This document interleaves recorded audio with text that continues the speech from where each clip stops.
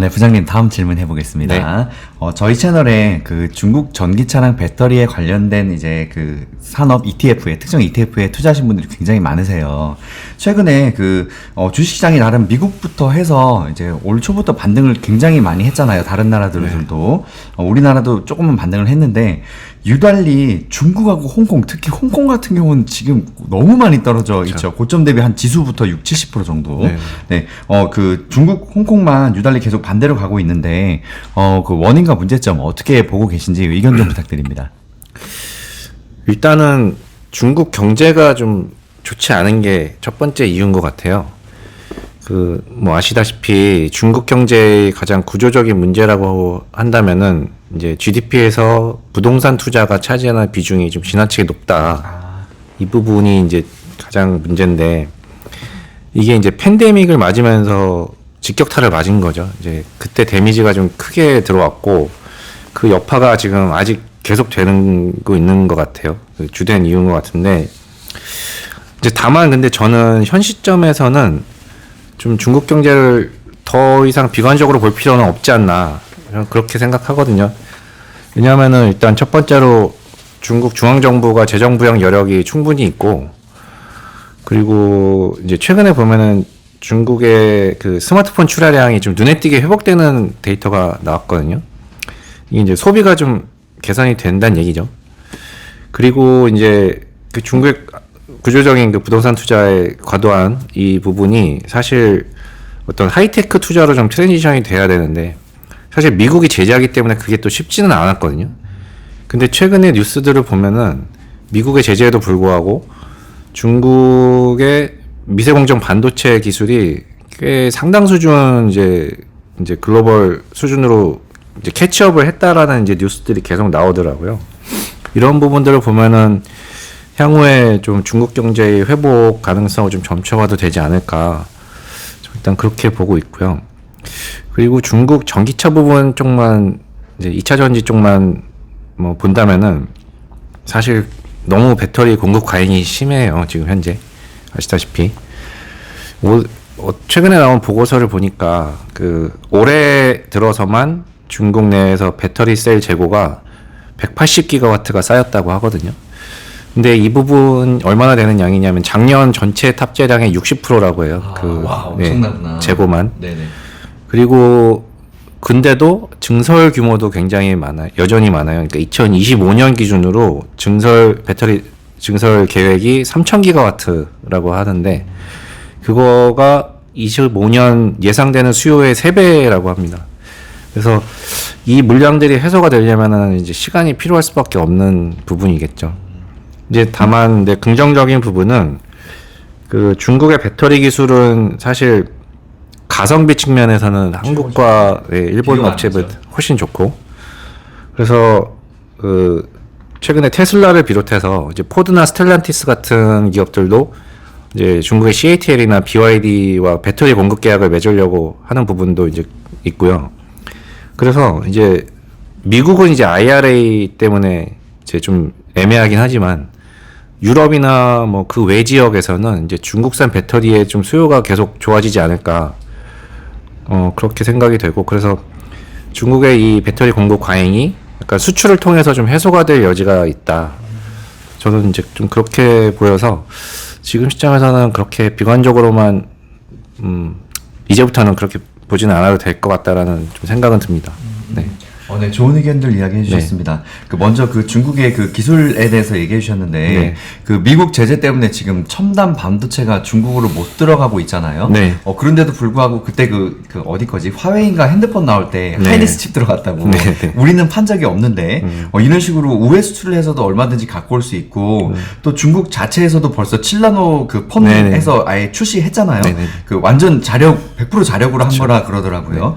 중국이 지금 TSMC나 TSMC나 삼성의 이런 최첨단 공정들을 따라오는 게 저 개인적인 의견입니다만 저는 2, 3년도 안 걸릴 거라고 봐요. 얘네가 한번 만들면 무섭게 만들잖아요. 그쵸, 네. 정부 쪽에서도 엄청나게 한번 투자하면 밀어붙이고 네. 또 중국에서 지금 이런 그 기업 때려잡기 그동안 기업들을 엄청 때려잡았기 때문에 이제 그게 거의 지금 시즌이 지나가고 이제 끝났잖아요. 네. 다시 경제에 돌리려면 또 이거 해야겠죠. 네, 네, 네. 중국이 생각보다 이런 첨단 반도체 분들 금방 따라올 것 같더라고요. 네.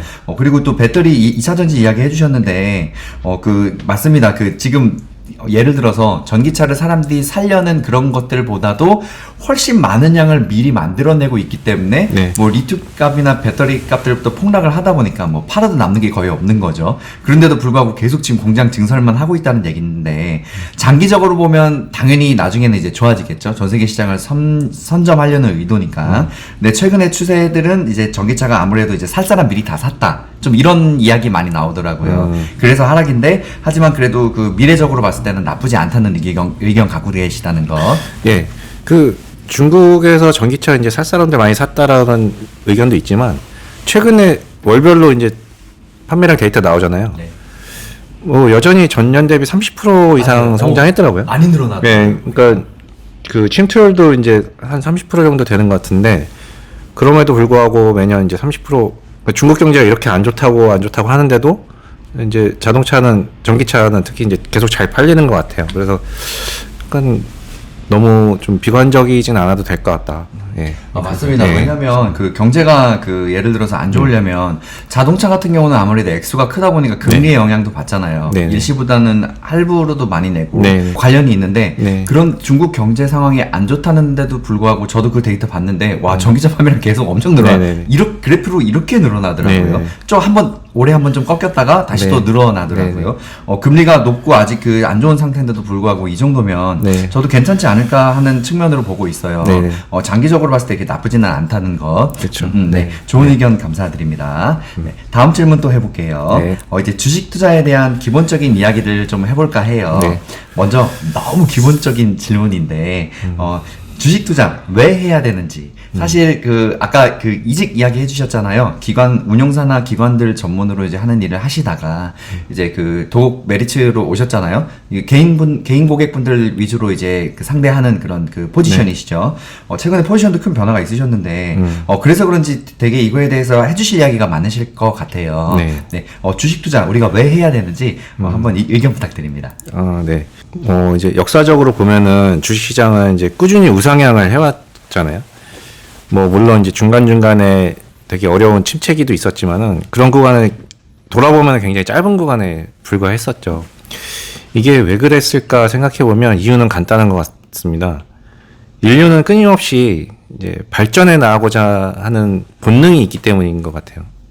그러니까 더 좋은 거, 더 생산적이고 더 효율적인 거, 더 편한 거, 더 건강한 거. 이런 거를 인간은 끊임없이 연구하고 만들어내 왔죠. 근데 사실 모든 인간이 또 전지전능한 건 아니어서 다 각자 전문 분야가 있잖아요.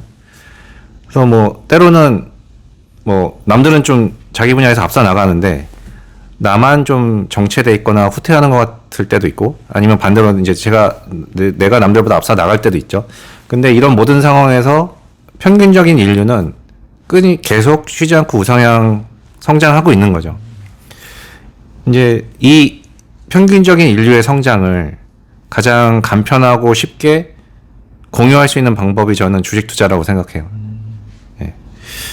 만약에 주식을 안 하고 자기 일에만 자기 사업에만 몰두하거나 뭐 자기 재산을 이제 부동산이나 은행에만 예금으로만 만약에 가둬놓는다면은 이제 자기 일은 잘 될 수는 있어도 이 인류가 꾸준하게 성장하는 그 흐름을 같이 공유할 수는 없는 거라고 생각하거든요.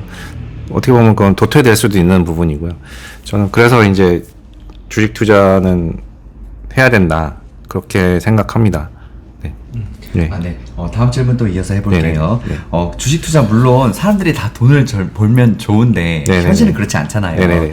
개인 투자자들이 주식으로 손해를 많이 보는 이유가 네. 뭐 단타도 있겠지만 쉬운 일은 아니니까 또 종목 선정이 제일 중요하겠죠. 이런 것들이 있는데 어떻게 생각하시는지 개인 투자자들이 왜 주식 투자하면서 유달리 손해를 많이 보는지 네. 의견 부탁드립니다. 네. 그러니까 앞에서 말씀드린 것처럼 이제 장기 시계열로 보면 꾸준히 시장은 상승해 왔는데 그 중간중간에는 그 당시에는 굉장히 고통스러운 침체나 하락기가 있었잖아요. 근데 뭐 그 어떤 위기에서도 이제 사람들은 결국은 해결 방법을 찾아내고 극복해 왔죠. 이걸 이제 다른 말로 얘기하면은 모든 위기는 기회라는 거거든요. 근데 안타까운 거는 대부분의 사람들은 이제 위기가 왔을 때 공포를 느끼죠. 그리고 이제 투매를 하게 되죠. 아니면 이게 기회인 걸 알아도 투자할 돈이 없죠. 대부분 그런 경우가 이제 대부분인데, 이런 상황을 이제 피하려면은 평상시에 좀 기업이나 산업이나 경제에 대해서 평상시에 공부를 좀 계속 하고 있어야 되고, 그리고 이 세상이 어떻게 돌아가는지 매일매일 좀 눈과 귀를 열고 있어야 될 것 같아요. 그래야지 이게 어떤 것들이 신호이고 어떤 것들이 소음인지 좀 대략적으로나마 판단을 할 수가 있고 내 투자의 중심을 잡을 수가 있거든요. 그래서 그래야지만 이제 누가 혹해서 하는 그런 소문에 혹해서 또 높은 가격에 주식을 사거나 또 바닥에 주식을 판다거나 이런 행위들을 좀 줄여 나갈 수가 있게 되는 거거든요. 근데 뭐 물론 이제 아무리 그렇게 잘 해도 당연히 실패가 있을 수밖에 없고 뭐 판단을 잘못하는 경우가 늘 있을 수밖에 없는 거죠, 사람. 근데 중요한 거는 그렇게 실패를 했을 때 거기서 일어날 수가 있어야 되는데, 이제 실패를 해서 일어날 수가 있으려면은 평상시에 너무 무리하게 몰빵 투자를 또 하면 안 되겠죠. 예. 그래서 이제 평상시에 좀 과도한 욕심을 버리고 좀 여유를 늘 좀 어느 정도는 가진 상태에서 투자 활동을 하시면 좀 이렇게 계속 이 시장에서 계속 살아남아서 투자를 하실 수가 있지 않을까 이렇게 생각합니다. 사실 그 가장 쉬면서도 어려운 이야기인데 우리가 돈 벌려면 공부해야 됩니다. 네. 결론은 주식으로 성공하려면 공부밖에 없어요. 네, 그렇죠. 그렇죠. 이어서 질문해 볼게요. 네. 투자에서 가장 중요한 자신만의 원칙이 있다면 네. 어떤 것들이 있으신가요? 저에게 뭐 투자 원칙 하나만 꼽으라면은 저는 상식이라고 말씀을 드릴 수가 있을 것 같아요. 카먼 센스라고도 하는데, 그러니까 어떤 기업이 뭐 아니면 그 기업의 경영진이 그리고 그 기업에 속한 산업의 현재 흐름이 또 주가 수준이 이런 것들이 지금 상식적인가, 이런 것들을 좀, 그리고 합리적인가 이런 것들을 좀 판단하는 게 저는 되게 중요하다고 생각합니다. 네. 또 다음 질문도 해볼게요. 주식 투자는 특히 자산 배분, 분산 투자 필수죠. 네. 어떻게 아까 우리 그 1억 원 투자에 대해서도 이야기했었는데, 네네네. 그 부장님도 자산을 몰빵해서 투자하지 않고 분산해서 투자하고 계실 것 아니에요. 네. 어떻게 생각하시는지 또 의견 부탁드립니다. 네. 예, 분산 투자 중요하죠. 그러니까 의사결정이 늘 맞을 수가 없기 때문에 그 잘못된 의사결정에서 오는 데미지에서 빨리 회복이 되려면 이제 과도하게 집중 투자를 하면은 안 되겠죠. 예. 그래서 분산 투자가 중요한데, 근데 사실은 경우에 따라서는 살면서 너무 몇 번 오지 않을 것 같은 투자 기회가 올 때도 있죠. 그럴 때는 좀 집중 투자를 뭐 할 수도 있는데, 이제 전반적으로는 분산 투자를 좀 하는 게 좋겠죠. 예. 네네. 사실 우리가 투자를 어떤 방향으로 어떤 방법으로 하느냐에 따라서 수익률이 완전히 달라질 수도 있는데, 네. 중요한 말씀 해주셨습니다. 아무래도 그 하락장에서 데미지를 줄이려면 분산 투자가 유리할 수밖에 없습니다. 하지만 또 투자의 관점에서 정말 큰 뭔가 한 섹터나 어떤 주식의 반등을 내가 분명히 파악을 했다면 그때는 몰빵 투자하는 게 맞습니다. 근데 잘못한 거는 이거 만약에 잘 안 되면 망할 수도 있는 거예요. 우리가 이런 것들을 보험을 들려고 분산 투자를 하는 거잖아요. 그렇죠. 네. 네. 다음 이야기 또 해볼게요. 저희 채널은 50대 이상의 중장년층 구독자분들이 많으세요. 네. 그래서 아무래도 그 개별 주식보다는 시장 전체에 투자하는 ETF 위주로 많이 이야기를 하고 있어요. 네네. 개별주와 ETF 투자에 대해서 어떤 의견 갖고 계신지 의견 네. 한번 부탁드립니다. 네. 그 ETF가 아무래도 개별 주식보다는 접근하기가 쉽고, 그리고 이 산업이나 이제 어떤 뭐 국가라든지 이런 것들을 큰 그림에서 투자를 할 수가 있고, 그리고 이제 종목 피킹을 잘못할 리스크를 없애주기 때문에 저도 좋은 투자 방법이라고 생각을 합니다. 근데 이제 특히 또 최근 들어서 운용사들이 예전에는 없었던 뭐 다양한 섹터나 다양한 테마 ETF들을 출시하고 또 뭐 채권형 ETF라든지 뭐 다양한 뭐 인버스 ETF라든지 이런 것들을 다양하게 출시를 많이 하고 있거든요. 그래서 과거에 비해서 투자자들의 니즈가 상당히 많이 충족이 되고 있는 것 같아요. 근데 다만 이제 투자자분들 중에서는 이제 그 섹터에 대한 공부를 워낙 깊게 하셔가지고 이제 더 높은 성과를 내줄 수 있는 기업을 찾으셨다면은 ETF 성과로는 만족을 하실 수가 없겠죠. 사실 그 이제 그림을 보시면 사실 올해 주식시장 같은 경우에는 너무나 확연한 종목 피킹 장세였거든요. 맞습니다. 네. 특정 종목들. 네. 그 보시다시피 올해 이제 현재까지 이게 11월 22일 기준이긴 한데 비슷한데 지금 S&P 500이 한 18에서 19% 올랐고 이제 나스닥 100이 한 46% 올랐고 이제 그림에는 없는데 나스닥이 한 36% 정도 올라가지고 당연히 너무나 좋은 성과죠. 근데 우리가 이제 소위 말하는 매그니피센트 7 이 7개 종목에만 했을 경우에는 2배가 올랐거든요. 그러니까 이제 인덱스 ETF 투자자보다 맥세븐만 투자하신 분이 당연히 올해는 위너였던 거죠. 근데 이 7개 종목을 제외한 나머지 중소형 종목들 지수 같은 경우에는 보시다시피 이제 거의 플랫하거나 오히려 마이너스가 났거든요. 근데 이제 만약에 지금 연준이 얘기하는 것처럼 금리가 크게 안 내려가고 뭐 예를 들면 3에서 4% 정도에서 금리 인하를 지금 내년에 많은 인하 전망들이 나오고 있지만 3에서 4% 정도에서 더 이상 내려가지 않고 만약에 내년에 이 정도 금리 수준이 유지가 된다. 그러면 제 생각에는 이 종목 장세가 내년에도 이어질 것 같아요. 왜냐하면은 그 3에서 4%도 사실 예전에 비하면은 높은 금리거든요.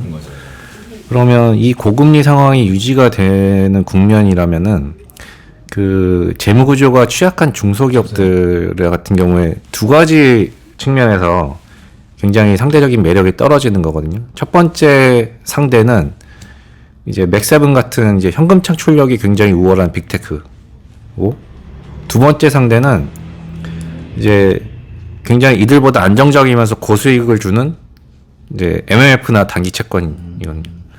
그 그림에서 보셨다시피 미들캡이나 마이크로캡 지수는 이제 연초율 플랫하거나 마이너스인데 MMF가 이제 5% 이상을 주고 있고 단기채도 4% 이렇게 나오니까 그게 훨씬 올해는 거기 투자 중소형주 지수에 투자하는 것보다는 거기에 한 게 훨씬 나왔던 거죠. 그래서 결국에 이제 매크로 상황이 이제 어떻게 변할지는 모르겠습니다만은 결론적으로는 제가 드리고 싶은 말씀은 뭐 ETF와 개별 종목 투자를 같이 좀 병행하시는 게 좋지 않을까 이렇게 생각합니다. 네, 투자에 관해서 좋은 의견 주셨습니다. 네. 그 개별주와 ETF 투자 병행하라는 거. 네. 네, 그것 자체도 더 분산의 분산이니까. 네. 그리고 사실 제가 제일 듣고 싶은 얘기는 바로 좀 전에 해주셨던 이야기예요. 네. 연준이 앞으로 어떻게 나올지, 그 이제 네. 그 정세죠. 영지 어떻게 나올지. 그리고 지금 뭐 예를 들어서 저희는 나스닥 100 중심으로 이야기하는데, 대장주 빅7만 엄청나게 반등을 했고, 예를 들어 나스닥 100 안에 있으면은 나머지 그 친구들도 중소형주가 아닙니다. 네. 여기서는 100이 안에 드는데 우리나라에서는 삼성전자급이란 말이에요. 그죠? 뭐 어도비 같은 경우만 해도 막 200조가 넘는 회사니까. 그런데 지금 이런 회사들이 그 빅7에 비해서는 반등을 물론 많이 했지만 빅7만큼은 못했단 말이에요. 근데 미국에 이거보다 더 작은 회사들이 수천 개는 있을 거란 말이죠. 근데 이런 중소형주들은 여전히 금리가 계속 아무래도 이 고금리를 바로 내리지 않고 오랫동안 1년 이상은 유지를 하다가 살살 한두 개씩 내리기 거기 때문에 네네. 내년에도 소형주들이 쉽지 않을 거란 얘기도 많더라고요. 네네. 그래서 그런 미래 앞으로 어떻게 정책으로 이런 많은 주식들을 어떻게 움직여 갈지 네네. 그거에 맞게 이제 투자 방향을 잡아야 된다는 말씀이시잖아요. 네, 네, 이게 정말 중요한 이야기인데, 네, 좋은 정보 감사합니다. 네.